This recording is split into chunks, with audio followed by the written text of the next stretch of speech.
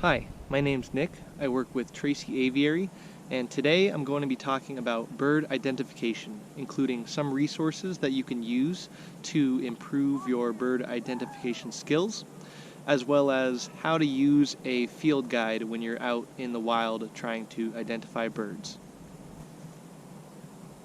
There are a lot of resources out there that you can use to help with your bird identification, but first and foremost, I'd like to point you towards the Cornell Merlin App, which is made by the Cornell Lab of Ornithology.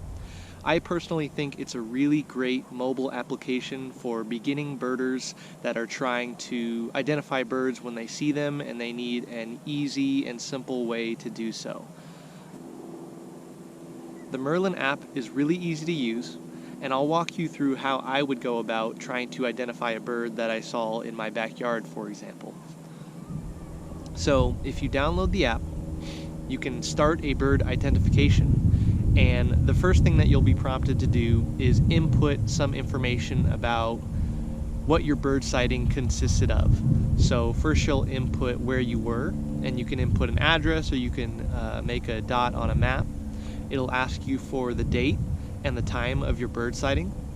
It will ask you for the relative size of your bird, ranging anything from as small as a sparrow to as big as a Canadian goose.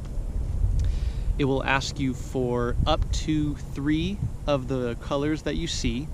So if there's more, just pick out the ones that you saw that were most prevalent or most bright or that characterized the bird the best.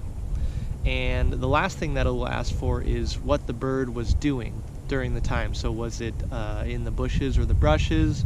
Was it swimming? Was it in trees? Was it soaring high up in the air?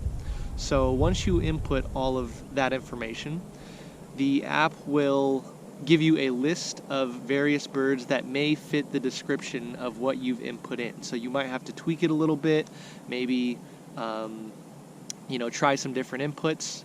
And I've found that it's been a really accurate and very good way for me to identify some birds that I'm seeing out in the backyard. The next resource I want to talk about is field guides. So I have with me right here the Sibley Birds West. This is a field guide that's really good for birds in Western North America. And so what I want to do is talk about some of the things that I see in the book and how to use them properly. The field guide is separated into different types of birds, which you can see in the table of contents, as well as the glossary in the back of the book. At the top of the page, you'll see the bird's common name and its scientific name, followed by its length, wingspan, and weight. You'll see a paragraph that details some common information about the bird, including its habitat, as well as what its sounds or songs or calls sound like. Below that, you'll see illustrations of the bird, including its plumage during flight, including what's under the wing as well as on top of it. And it will also include different colors of the bird during different times of the year, whether it be during winter, during mating season, during the summer. Below that, you'll see a range map, and this gives you some information about the distribution of the species in different areas around North America.